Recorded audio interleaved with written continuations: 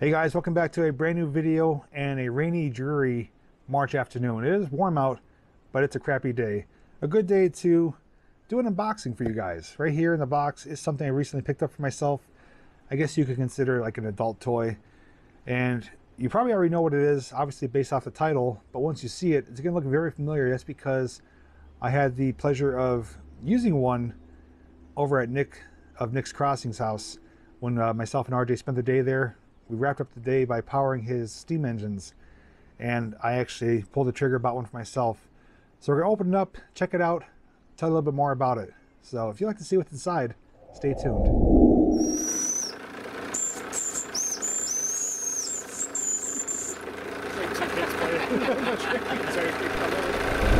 So right here, this is the Mamod SP4 working stationary steam engine. Mamod is an English manufacturer. This is they're in business since 1937, and this is a ready-to-run stationary steam engine. It comes with everything you need in the box, including the fire pellets and the oil for lubricating all the components. So it's basically ready to run right out of the box. Very little care or maintenance needs to be done, just some very simple stuff, which I will explain to you, that I did learn from Nick himself. He does have more experience with these than, obviously myself. Since this is my first one, but I wanted to get this because I obviously have a love for railroads and history and steam locomotives. So having a little steam powered engine is pretty neat. And the great thing about this one is actually is expandable. You could actually buy attachments to run off of this. You could buy a little generator and a light. You could buy even little working tools like a little drill press. More impressively, you can even get amusement park rides like a carousel, a Ferris wheel, stuff like that can be powered off of this. Now, going that route gets really costly. I'm starting off small and simple, but down the road, it is good to know that you could expand upon this and operate some things to give it some life. Like it's actually powering, a ride for an amusement park or something like that back in the olden days. So on the box, it does have the picture here and a little bit of information on the back of it. It does have the operating instructions, which I'm not going to bother going over right now. We will do that in a separate video. But I did purchase this from a website. I believe it's called Ministeam, if I'm not mistaken. The link will be down below. On that website, though, there are dozens of steam manufacturers that do sell products such as stationary engines like this one, movable ones like tractors, steamrollers, even steam-powered trains are on there. All different price ranges and all different options to choose from depending on what you're looking for. Some of them are even limited or special edition items that get pretty costly, like well over $1,000. This one, though, came in just under $200. I did buy some extra fuel tablets for it. This is Esbit. That's a German brand. It's Truck and Brennstoff. 80 grams. It's traditionally known as like camping fuel for like heating up, a pot for water to boil, starting a fire, stuff like that. But it is clean, dry fuel that is specifically used with these steam engines here. It's a kind that Nick had. He did recommend it, and it was available on the website. So even though it does come with some, I bought extra, so I'm good to go for a little bit of time. Now, aside from me opening it up and looking inside to make sure everything's in here, I have not taken out the box. So we're going to do that together right now. This is something I can't wait to really fire up and start playing with it, but that's going to be in a separate video. So right here we do have a working steam engine little pamphlet. It does have the different items that are available for purchase, like the tractor, steamrollers. All the details will be in there. We do have a bottle of oil, cylinder oil. It does come with one. I did buy a secondary one. You do have your dry fuel. This is actually Mamod brand 20 wax solid fuel tablets. They look like basically big breath mints. They're solid white. Started with a lighter, burns for roughly 15 minutes and burns really hot, really clean. Okay, so we do have a funnel for like a miniature Tin Man.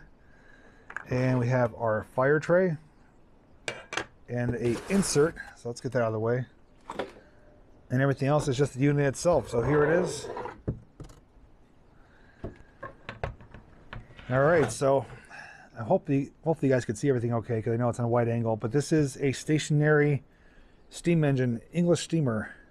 And the reason I picked this one is for two reasons. Number one, this stack right here, this is a working steam stack. It reminds me of like an old factory or industry back in the days. You'd see it smoking.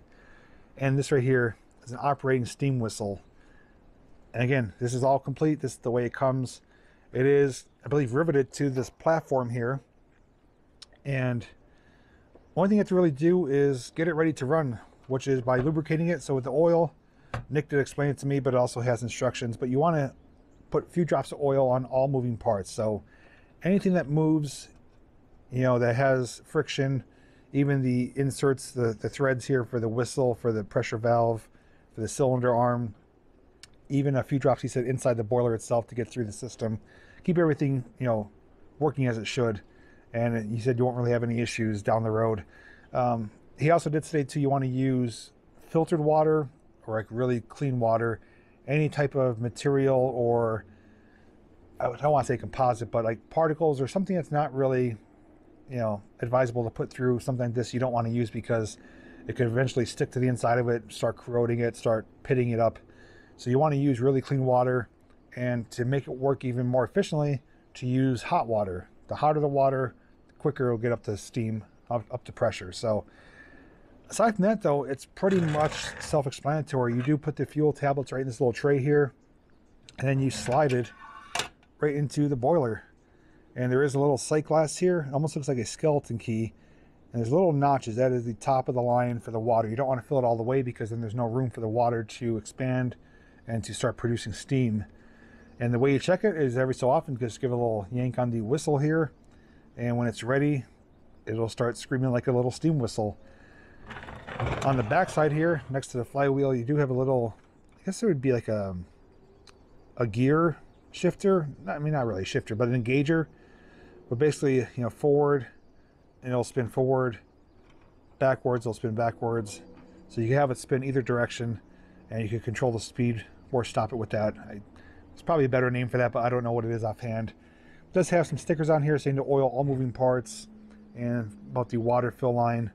Now, the other thing you'll notice too are these little cutouts, these holes here. That is for attaching other things to it, like a generator, you know, pulleys. There is a wheel here for a belt, you know, to spin another thing like a carousel, generator, Ferris wheel, whatever you decide to expand with down the road. I don't know if I'm going to go that route, but just firing it up, you know, watching it get ready, and then, you know, seeing the steam emit, smoke out of the stack, blow the whistle. It was just a lot of fun.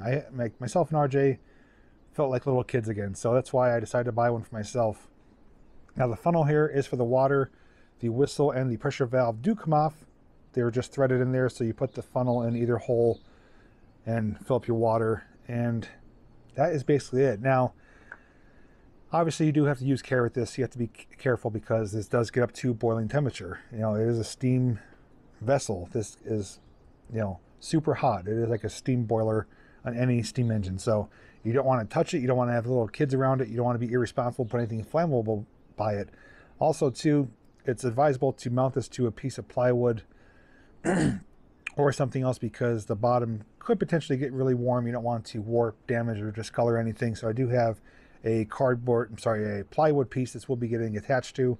And also when this is operating full speed, it creates a lot of movement. It shakes like crazy. So you actually have to clamp it down to like a table or something, or have it fastened down to something, because otherwise it's just going to shake and vibrate all over the place. So there are some, you know, steps you have to take to ensure good operation and make sure it's not going to potentially fall off the table, and you don't ever want to walk away from it. You know, common sense stuff. But this is a neat little item, my first one. If everything goes well, I don't have any, you know, big incidents with it. I do believe I will get more in the future. He does have a Jensen one, which I'm not crazy about, but something like this one here, this steam powered tractor, would be pretty neat because this actually moves. So same way, operates the same way. You engage it and it'll start moving under its own power. So something like that down the road I may invest in. But, you know, the more intricate, the more bigger, the more things it could do, the more the price tag goes up. So, but other than that, I can't wait to fire it up. I will do that in a second video. Be my first time. I'll have you guys with me, so if we do encounter any type of issues or mistakes or simple success, you know, you'll see it firsthand. But big thanks though to Nick of Nick's Crossing for not only, you know, bringing a light to this, because I didn't really know much about them. I do know Rich Discoveries has one, but I actually forgot about it. I haven't seen it on his channel in a long time. But playing with one in person, got me hooked. And he has been really helpful with telling me, you know, what to look for, you know, items to pick up, extra fuel, stuff like that, and the care for it as far as oiling it, wiping it down with WD-40, preventative maintenance and care. He's been extremely helpful, and I do appreciate that. So if you do want to see myself and RJ and Nick having fun over at Nick's house, I will have the video posted down below. Otherwise, if you want to see myself having fun with this one, stay tuned for a future video. It will be coming out in the very near future, and I'm sure I'll probably bring this out whenever I have friends or guests over, because it's a pretty cool item. And English steamer, I'm pleasantly surprised with how it looks, and like I said, I can't wait to have some fun. Anyways, guys, thanks for watching this video. I know it wasn't super exciting, but hopefully it does give you some insight as to some things that are available for purchase, you know, if you want to dive into something steam powered. So until next time, guys, thanks for watching, and as always, I'll see you in the next video.